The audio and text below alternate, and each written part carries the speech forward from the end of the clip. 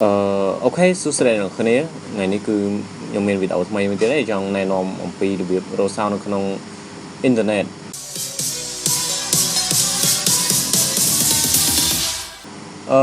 chỉ tới sau mà chỉ muốn nhưng đã tới dương anh nhận cho copy rồi tại nơi không ní cứ nhung trong bài hành vì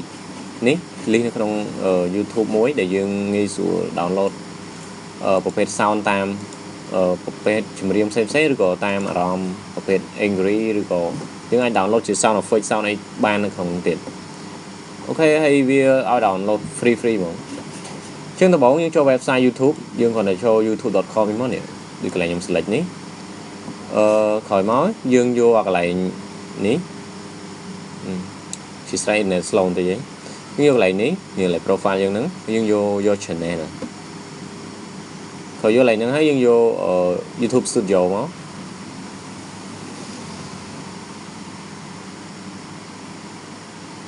នៅពេលដែល load YouTube Studio យើងអាចឃើញនៅកន្លែង Audio Library នេះគឺជាកន្លែងផ្ទុក sound របស់ YouTube ហើយដែល YouTube ឲ្យ download free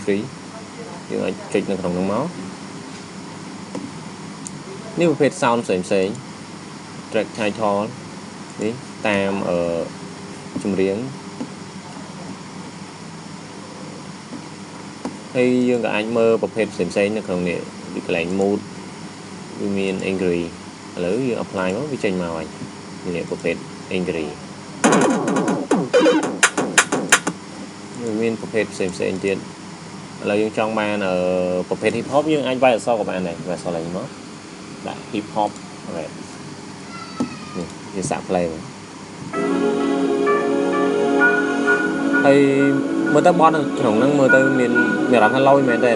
យើងអាចយកទៅបង្កើតវីដេអូឬក៏ធ្វើជា TVC ក៏បានដែរពេល play TVC ផ្សេង